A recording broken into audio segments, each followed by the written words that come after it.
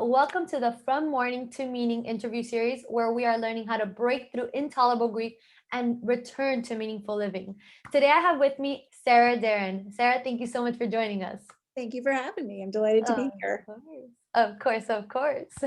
Now, for those of you that don't know Sara, she is the founder and CEO of Experience Camps, a national nonprofit that gives grieving children experiences that change their lives forever. Now, she's going to explain to us a little bit about this, but when you explain this a little bit about this, I also want to know what made you realize the need for these camps. Yeah, maybe I'll start there because I think it helps to begin at the end or begin at Yeah. the beginning. So when we started experience camps, it was not out of my own grief. I think a lot of organizations and a lot of grief journeys start with somebody's grief, right? Like they had lost their own person. That was not the case for me. Fortunately, we had started this organization because we had a camp. I married into summer camp. My husband is an owner and director of a summer camp that runs throughout the summer, and we had this amazing platform to really do something special with. Right? We had this great this platform of summer camp in itself, which is by even on its own, there's community, there's all these really special things that happen at summer camp. You really see kids come out of their shells and become the best versions of themselves. And then we also saw an opportunity because there weren't a lot of kids who could go to that camp that, if they couldn't afford to go to that camp or camps like that one. So we decided to try to open up this type of experience to kids who otherwise wouldn't get to go to summer camp. And as we were developing that concept, a girls' camp, ours was a boys' camp, a girls' camp in the area came to some camps and said, we're doing this camp. We're looking for a brother program. Is anybody interested? It is a camp for grieving children. And it was really in that moment where we were like, well, we really, we want to give back to kids who otherwise wouldn't go to camp. This fits. And never really thought that that was a thing, but I can totally see why it would be. And it was really, again, I think for people that aren't themselves grieving, it's hard to necessarily understand that there is a need for something like this. Most people don't think about it. Most people who I talk about what I do with are like, oh, I wouldn't have even thought that would exist, but of course I can see why it would. That was sort of the moment we had when we were presented with this opportunity was, I can see why this needs to exist, but it hadn't occurred to me before. So we went along with it and decided to open up this program, this 1-week program at the end of our summer. And it really wasn't until we experienced it that first year that I really got it, that I really understood why this needed to exist for grieving children. And it was because of the kids themselves. They were the ones who taught us. And I will say, every step along the way, the kids have taught us everything we've needed to know about what they need. They are the experts in their own grief. And they became the experts in how we were going to develop experience camps because they showed us exactly what was needed for grieving children out in the world and for them in particular. But really, that was the moment when we were like, oh yeah, this is a thing that needs to happen. And especially when we then saw it, we knew we had to keep doing it. Yeah, definitely. I mean, I have gone through grief and I still wouldn't have thought of it because you think of the child and how difficult it is for them and how different it is for them, the grieving process. It's different in general, but for a child, it's a little bit different. They don't know exactly how to handle it, what's going on. None of us do, but it's really different. And still, it hadn't occurred to me that there would be these camps until I came across you, of course, right? So this is a really good opportunity for them to be with children who have also experienced this and be free, right? Exactly. Yeah. So, to your point, people don't really think about this for the children themselves because frankly, like it's not a thing that our society is comfortable talking about. And they certainly don't want to think about it. The idea of hurting children, we don't want to think about that pain that they're experiencing until it's right in front of you. And what happens when we get these kids together at camp is that exactly what you said, they're with other kids who understand, sometimes for the very first time. Sometimes they're with kids who are open for the first time because as kids do, they're awkward about this kind of stuff. You're not often going to find a child in your peer group at home or at school that's like, oh, I'm so sorry your dad died. Like, tell me more about that. Kids don't have that language. They don't have that developmental ability to understand the words to apply to what might be an innate empathy that they have, because they are kids and a lot of them are very empathetic, but they don't necessarily know the right words to say or any words to say in that moment. So what happens is in a normal home environment or school environment, it becomes very isolating for the child who's grieving, because they don't want to make other people feel uncomfortable by putting their grief and their pain on display. They just want to blend in. They want to feel normal. They want to feel like they fit in. And they know that if they bring up the topic of their loss or their person that died, they're going to make another kid feel uncomfortable. They're probably going to make another adult feel uncomfortable as well. Yeah. And that it all becomes sort of this circular problem of just isolation and not talking about it. So the kids go into this lonely stage of grieving. When they come to camp, we sort of strip that all away, right? Like all of a sudden, they're in a place where the intention is to talk about it, where the intention is to bring people together who understand what they're going through. They might not understand their individual grief, because nobody does. Everybody's going to grieve differently, but they understand that sense of loneliness. They understand that sense of isolation that a lot of kids feel. And they understand that a lot of the feelings that they're experiencing are normal, because for the first time, they're hearing other kids speak about them as well. And the power of the week of camp it starts with that. It starts from there, and it builds with play and activities and the language of childhood that kids can really relate, which is kind of just like being active and getting out there and being in nature and all of the things that come with the typical camp experience as well. Yeah, definitely. It's like, for example, you take a child, and even at home, let's say, even while they're in that family of grieving, they're all grieving together, but still it can kind of be hard for them to say what they're feeling. Maybe they don't want to make mom and dad feel bad, or maybe basically people ask them, but not in the way they know how to explain, or no one. Other times people acknowledge the parents, or they acknowledge other people, but they don't really acknowledge the child. It's kind of kept very silent. They acknowledge them in the sense of caring, they nurture them, but they don't really ask them what they're feeling. And let's be honest, kids don't walk around asking, how's your dad, or anything of that sort. So it can be very difficult for them to just come out and say it, and they might want to say something. And it might not even be so much as because for sure they probably don't want to make anyone feel comfortable. But even if they didn't mind that part, even if they wanted to talk about it, they probably wouldn't know how to talk about it or how to bring it up. Exactly. So Yep. that's great. And what ways in the camp do they have to actually have the child talk? Is it something that they ask them questions? Is it another method? How do they go about having this child express what they're feeling? Oh, there's so many different ways that happens. And it depends on the child. I mean, for some kids, just knowing that they're in an environment where other kids around them and adults are there for this reason. I mean, we will often have, we'll be walking up to the dining hall for lunch with a kid, just, midday, and he'll be like, hey, do you know my dad died? Who died for you? It's just bursting out of them, because for the first time, they know that there's a safe space where they can do that and say those things, and they're not going to be judged for it. And they're not going to make somebody feel uncomfortable, because everyone's there for it. And then there's other kids where they need a little bit more of a structured opportunity, and we have that as well. So for instance, we do sharing circles twice a week at camp, where the kids will sit with all of their bunk mates and the volunteer counselors in their bunk, and a licensed clinician that we have assigned to each bunk. So there is sort of this therapeutic oversight. It's not therapy, but we have this clinical support that helps to guide and open up some of these conversations. And we go around the circle, and every kid has the opportunity to share their story or not, right? And that's part of the giving a child control over their own story and how they tell it too. We're not forcing anybody to talk. We're giving them the opportunity to share their story. We're also giving them the opportunity to hear other people's stories.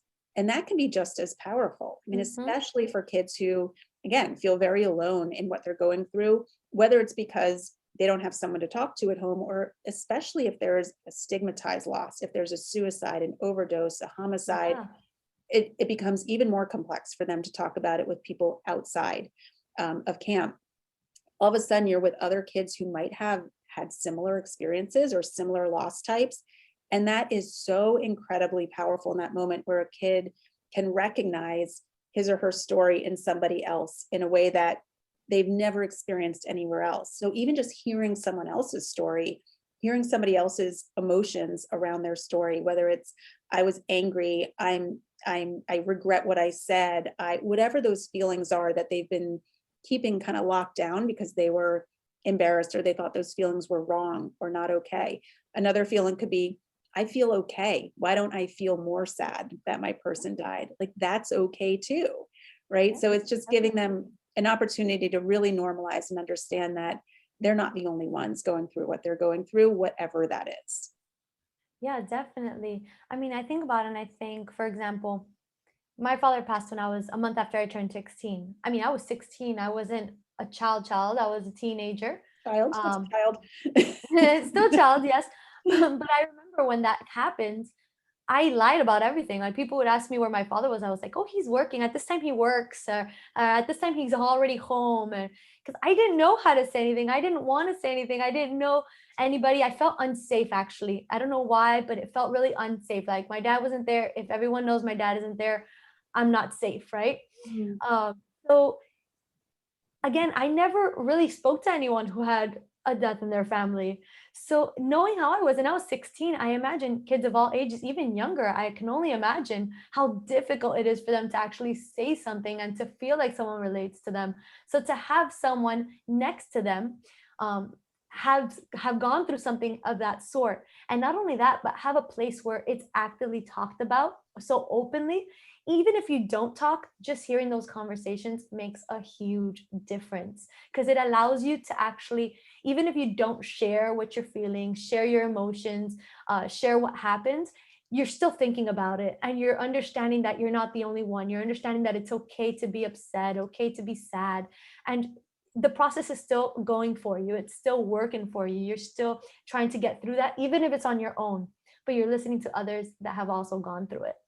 Right, So exactly. And the other part of that too is some of the activities we do aren't about the talking, but there's other ways that we offer kids tools for their toolkit around other versions of expression. So we do writing exercises. We have different stations in some of our bereavement activities where we explore movement, meditation, music, all the other ways that a child might choose to express themselves in that moment, right? It doesn't have to, not every kid is going to be able to put language to their feelings. That's a developmental thing, and they're going to develop at different stages depending on the child, depending on their age. But we want to be able to give them coping tools that are appropriate for them and for their developmental stage. So for some, it's going to be, just play or art or creativity. For some, it's going to be a little bit more, cerebral and talking or writing or having these other sort of reflective meditative moments. So we give them sort of an array of things that might work for them so that they can find the thing that will work for them. awesome. And let me ask you, what age ranges does your camp hold? So we go by grade. So it's kids entering grades 4 all the way up through graduating high school. So it usually starts about 8 or 9 years old and goes up to about 17. So you guys have a good age range. It's not, I for some reason I thought it was just children 8, maybe till 12, 13, but you guys have a good age range there. We do. It's really important part of our model that kids come back and continue with us. So we invite them to come back every year. About 85 to 90% of kids do come back every year, which is showing us that, they're growing with us. And a child in their grief at age 9, it's going to look very different than when they're 15, right? Because of that development, because of what they understand about their grief, what they understand about the milestones and the things that are not there for them. We could go into a whole grief theory on the different stages of childhood grief, but a child who's 8 or 9 is really thinking about it in a more almost scientific way and fact-based way. They just want to know they're going to be okay, right? Like if their routine doesn't change, most things are going to be fine for them. Whereas a child or a teenager who's 15 or 16, they're really starting to understand what their life is going to look like without that person. That grief is very different, and the stages that fall in between are very different. So our philosophy is you keep coming back and we're going to grow with you. Your grief is going to evolve. We're going to evolve with you and help guide you along through each of those stages. The other thing that happens in a really beautiful way is those older kids become sort of mentors for the younger kids. They Oh, become their big brothers, big sisters, the ones who are there to comfort them. And in a really amazing way, it allows the older kids to take their grief and sort of pay the good stuff forward, right? Like they're yeah. able to help younger kids, and that becomes part of their healing, the older kids and the younger kids. But they're able to take something terrible and help somebody else. And there's a lot of power in that, in the helping. So it really allows us to kind of merge all those different age groups in a nice way. That's awesome. I love that big brother, big sister type Yeah, of feel. it's really That's sweet. awesome. And let me ask you, I know some people believe that we have, especially kids, have an innate kind of way of grieving. Like they already know how to grieve, they just don't do it because of society or because something that blocks it. So, do you think children, once they have that opportunity, It's my son blowing up my phone. I'm sorry. no worries at all.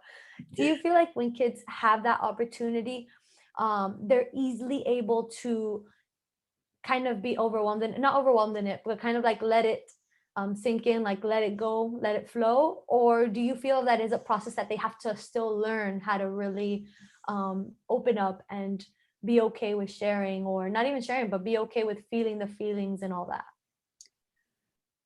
It's a complicated question and answer, I think. I think it's different for every child, right? And the different influences that come into their lives, whether it's their home life, the support that they have.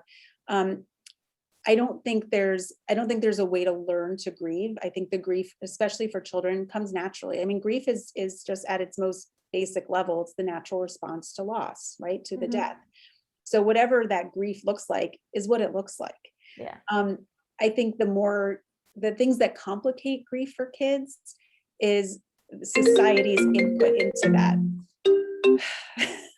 And the way that society or the caregivers or the people around them apply their expectations to the kids in a way that might not fit, right? So like, for instance, this happened actually with my own nephew who lost his mom. I got a lot of questions like, why isn't he crying? He's not, kind of like this implication or intention, like he's not doing it right because he's not crying. He doesn't look like what we expect a grieving child to look like. And that can be really confusing for a kid. It can be confusing for the adults too, because Yeah. they really are, they're well-intentioned. Their meaning is that I think it should be this, and I'm worried that it doesn't look like this, but for a child, it might not look like that. So I think what makes it harder for kids is when there's a misalignment in what a child needs versus what somebody else thinks they need. And I think the more we can do to better understand what that child needs, the better off that child is. Most of the time, that child is doing it just the way they need to do it, right? Whether it's crying or not crying, or not talking about it or talking about it in certain moments, like they're probably doing what they need to do, as long as they know that there are supports available for them, that the people around them are there for them in whatever way they need to be there for them. Definitely.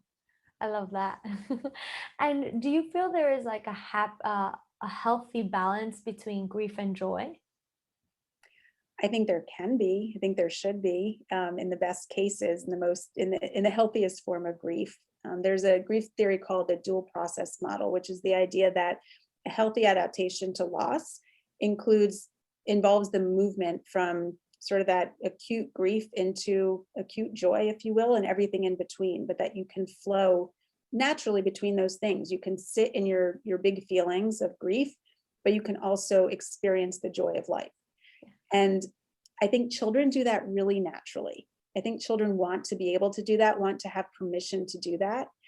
We see that at camp a lot, just in the way that they play and the way they interact. I always use the example of when we do these sharing circles that I mentioned before. The adults will all be sitting there, and it's a heavy hour, right? Like there are tears, there's a lot of raw emotion and expression. And you get to the end of that hour and you'll hear like the bugle call from camp that's like, it's time for free swim. And the kids are like, sweet. And they kind of like run off and get on their bathing suits and head off to the lake or the pool.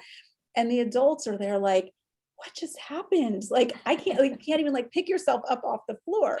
For kids, they're so naturally adaptable into those moments. And I think it's because their brains want them to do that, right? Like they want to be able to go to the joy, to go to the childhood, the best of childhood in that way, but they're also grieving. So Yeah.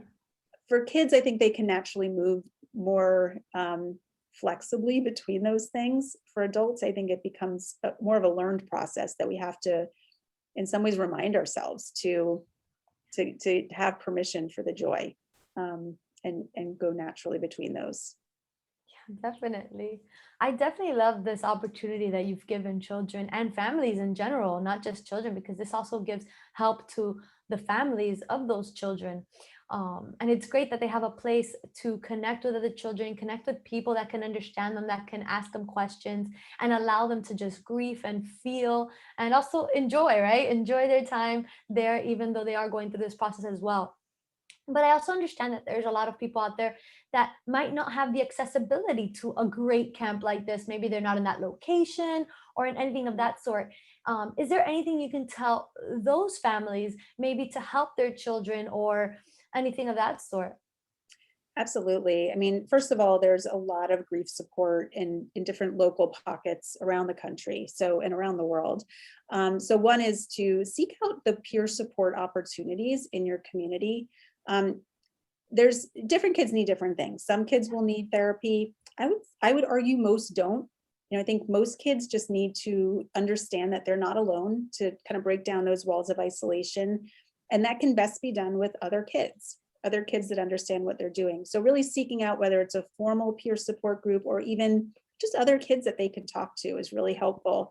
But at the most, the home-based level, it's just talking about the grief, giving kids an opportunity to share what they're going through, to not overlay your own expectations, but to just kind of, we would say, meet them where they're at.